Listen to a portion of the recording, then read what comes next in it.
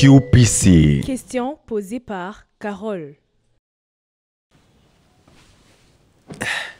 Yo, what's up? This is KABOSS Farid, aka the Mic Master, aka Foreshi Sana, the Chief Executive Officer, the CEO wa Foreshi Sana Kamakawa. Uyu munsi nateye iteka ryo kuba ndi muri Isanamu Media. Ikiganiro ni QPC. Urakeneye kumenya byinshi kuri KABOSS Farid, you don't have to miss this show.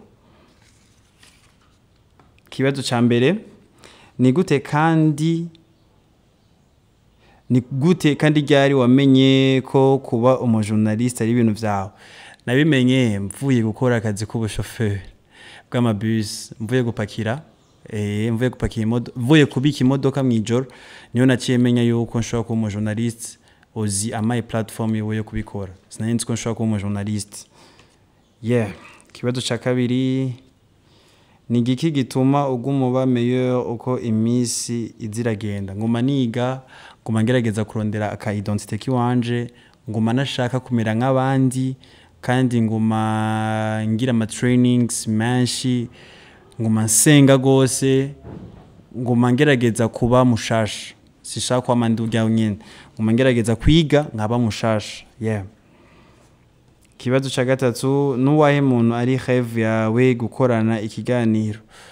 Dream yanje president mukuru w'igihugu cacu. Je niyo ndoto yanje gukorana ikiganiro nawe, ari kumwe n'umutambukanyi wiwe, ari kumwe n'abana biwe, tuko turashootinga hangout, mucamoni yo vibe.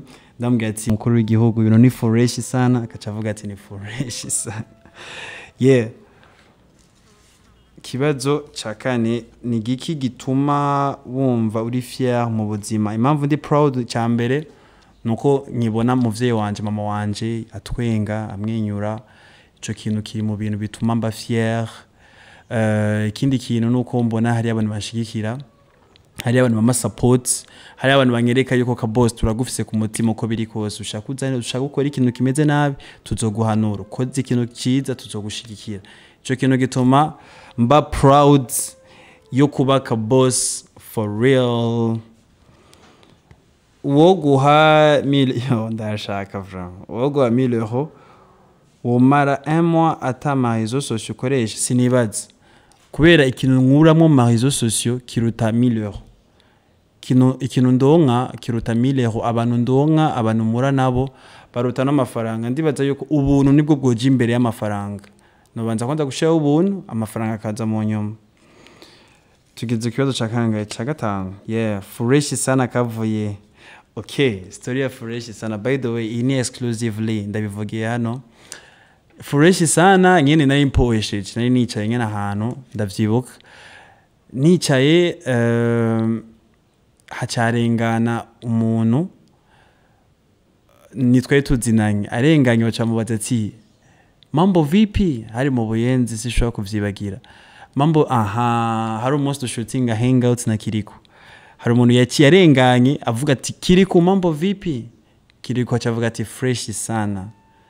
Rero muri Freshi Sana cangira idea ya Freshi Sana. Bivanye n'ukuntu Kiriko yakavuze, sinzi ko mubona Kiriko ukuntu avuga. Arafise ukuntu nyene akavuga ati Freshi Sana, cavuga ati Freshi Sana. Naciye mba inspire. Tubwire avantage na inconvénient za succès yanje. Avantage nuko reka mere muri inconvénient. Challenge mura nazo nuko abantu ukuntu bambona ku ma screen ariko bashaka kumbona mu buzima busanzwe. Shatse kandi bisigure neza. Hari umuntu adashaka kumbona muri bus, fashe bus. Hari umuntu ashaka kuguma mbona muri taxi. Hari umuntu adashaka kumbona muri ville namboka n'amaguru. Hari umuntu adashaka kumbona komeze nk'abandi, alors kataruko. Je mbashaka kwisanzura, nambuke vibing muri bus, siko ngumane shabia cubahiro. Iyo ni challenge mura nayo, kazumva unavuza ati ngo wa mustari wacu bagenda n'amaguru. Era ibintu nk'ivyo. Mugabo avantage mura nazo nuko urashobora gushika ahantu na bisaba yuko widondora ibintu byinshi. Mugabo ni widondora kuko abantu bakuzi. Bagacha gufasha service, washobora kuja muri bank, abantu bakakwakira neza kurusha abandi. Mvuze neza nshatse kuvuga ati KABOSS ngo wewe bice bikaca binyaruka. Ibintu nk'ivyo nizo avantage. Mugabo convenient nazo ni nyinshi kwera yuko mbashaka kubaho ubuzima nshaka, muga abandi bantu bakabijajinga ukutariko. Yeah. Conseil wari wifuza kuronka imbere yuko uba umujournaliste. Conseil nari nifuza ku conseil. Nifuza kuronka conseil imeze gute?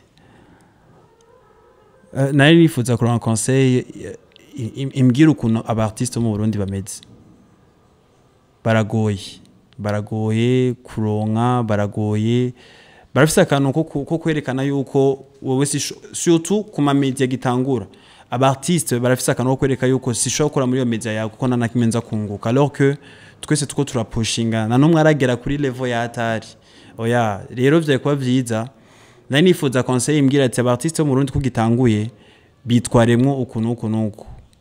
Yeah, barafise akantu ko kudafata neza media canke umujournaliste agitangura. Niba ko kumuha ndayite respect. Yeah, ndibaza na respect batanga ku mujournaliste agitangura canke kwa kumwizera kuba ari gukeya cyane. Urumva uzi kuri umujournaliste agitangura canke media gitangura urafightinga muri zo challenge kugira ushoye gusomesha abantu bakumenye, surtout aba artistes.